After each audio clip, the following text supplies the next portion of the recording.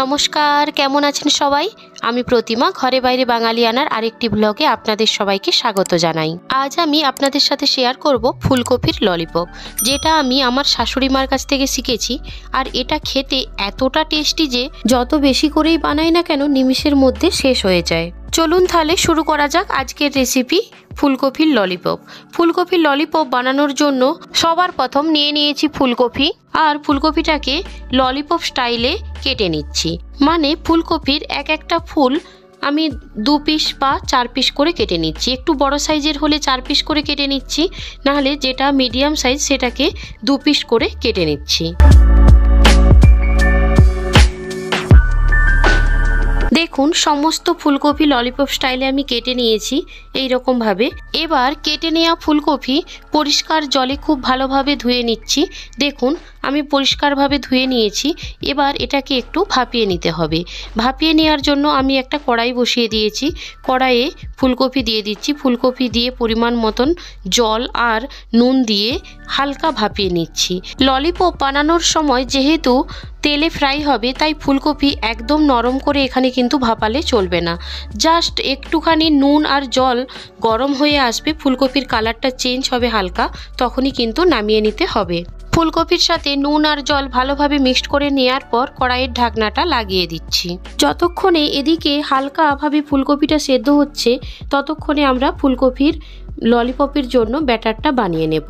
Batter বানানোর জন্য সবার প্রথম নিয়ে নিচ্ছি 4 চামচ কর্নফ্লাওয়ার, তাতেই দিয়ে দিচ্ছি পরিমাণ মতো নুন, একটুখানি লাল লঙ্কার গুঁড়ো, আর একই সাথে দিয়ে দিচ্ছি অল্প পরিমাণ আজিনামোটো, আর একই সাথে দিয়ে দিচ্ছি কিছুটা পরিমাণ গোলমরিচ পাউডার। এর ওপরেই 2টো ডিম ফেটে নিচ্ছি।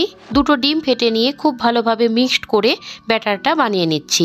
এক্ষেত্রে বলে রাখি আজিনামোটো এখানে কিন্তু অপশনাল, চাইলে আপনারা দিতেও পারেন নাও পারেন, আর এতে হলুদ গুঁড়োও লাগে না।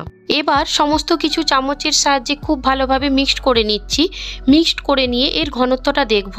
যদি মনে হয় এতে কর্নফ্লাওয়ারের আরও প্রয়োজন আছে, তাহলে আরও আমি কর্নফ্লাওয়ার এতে অ্যাড করব। সমস্ত কিছু মিক্সড করে নেওয়ার পর দেখুন মনে হচ্ছে যেন একটু পাতলা লাগছে ব্যাটারটা, তাই এর মধ্যে আমি দিয়ে দিচ্ছি আরও 2 চামচ পরিমাণ কর্নফ্লাওয়ার, আর একই সাথে মিক্সড করে নিচ্ছি 1 চুটকি পরিমাণ orange food colour. Food colour দেওয়াটা অপশনাল, চাইলে আপনারা দিতেও পারেন নাও পারেন। এতে করে স্বাদের কিন্তু কোনো পার্থক্য হবে না, তবে ললিপপ দেখতে অনেকটাই সুন্দর হয় এই ফুড কালার দিলে। আমরা দোকান থেকে যে সমস্ত ললিপপ কিনে খাই তাতে কিন্তু এই ফুড কালারটা দেয়া হয়, তাই সেই রকম স্টাইলে যদি আপনারা খেতে চান বা সেই রকম দেখতে একই রকম ললিপপ খেতে চান, তাহলে কিন্তু আপনাদেরকে অবশ্যই ফুড কালারটা অ্যাড করতে হবে। ব্যাটার বানাতে বানাতে আমার ফুলকপিটাও ভাপানো হয়ে গিয়েছিল, তাই এটা থেকে আমি জল ঝরিয়ে নিয়েছি। এবার এই ফুলকপি আমি ব্যাটারের মধ্যে দিয়ে খুব ভালোভাবে ডিপ করে নিচ্ছি। কড়াইয়ের মধ্যে রিফাইন অয়েল খুব ভালো মতো গরম হয়ে গিয়েছে। এবার এক একটা ফুলকপি ব্যাটারে ডিপ করে নিয়ে বা ডুবিয়ে নিয়ে তেলের উপর দিয়ে দিচ্ছি। একদম সহজ পদ্ধতিতে দোকানে যেভাবে ললিপপ বানায় সেটা আপনাদের সাথে শেয়ার করলাম। আপনারা অবশ্যই বাড়িতে একবার বানিয়ে খেয়ে দেখুন যে কতটা সুন্দর লাগে এটা খেতে, এবং দোকানের মতন সত্যিকারের হয় কিনা। এক পিঠ হয়ে গেলে আরেক পিঠ উল্টে ভালোভাবে ফ্রাই করে নিচ্ছি। আপনারা অনেকেই হয়তো বেসন দিয়ে ঠিক একই রকমভাবে ললিপপ বানিয়ে খেয়েছেন, তবে আমি যেইভাবে বানিয়েছি সেইভাবে খেয়েছেন কিনা আমার জানা নেই। যদি না খেয়ে থাকেন তো অবশ্যই একবার বানিয়ে খাওয়ার অনুরোধ রইল। যেহেতু ফুলকপিটা হালকা ভাপানো ছিল, তাই এই ললিপপ বানাতে খুব একটা বেশি কিন্তু টাইম লাগবে না। 1 থেকে 1.5 মিনিটের মধ্যেই এই ললিপপ কিন্তু তৈরি হয়ে যাবে। শীতকালে সন্ধেবেলা চায়ের আড্ডায় বা স্ন্যাক্স হিসাবে এই ফুলকপির ললিপপ খেতে কিন্তু অসাধারণ লাগে। আমার বাড়ির প্রত্যেকটি সদস্যের খুবই পছন্দের একটি জিনিস।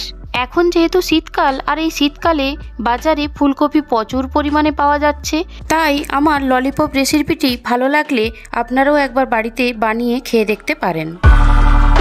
1 থেকে 1.5 মিনিটের মধ্যেই দেখুন রেডি হয়ে গিয়েছে কত সুন্দর কালারফুল ফুলকপির ললিপপ। একই রকম ভাবে নেক্সট ব্যাচটাও ফ্রাই করে নিচ্ছি। আর ললিপপ খেতে কেমন হয়েছে সেটা জানতে হলে অবশ্যই বাড়িতে বানিয়ে খেয়ে দেখতে হবে এবং অবশ্যই কমেন্টে জানাবেন আপনাদের এই ললিপপ রেসিপি কেমন লেগেছে এবং খেতে কেমন লেগেছে। আপনাদের সাথে গল্প করতে করতে আমার সমস্ত ললিপপ রেডি হয়ে গিয়েছে। চলুন তাহলে ঘরে বাইরে বাঙালিয়ানার ব্লগটি এখানেই শেষ করছি। সবাই ভালো থাকবেন, সাবধানে থাকবেন, সুস্থ থাকবেন এই কামনা করি। আর ঘরে বাইরে বাঙালিয়ানার ব্লগটি ভালো লাগলে লাইক, কমেন্ট, শেয়ার করবেন। আরও নিত্য নতুন ভিডিও পেতে চ্যানেলটি সাবস্ক্রাইব করে নেওয়ার অনুরোধ রইল। পাশে থাকা বেল আইকনটি ক্লিক করে নেবেন।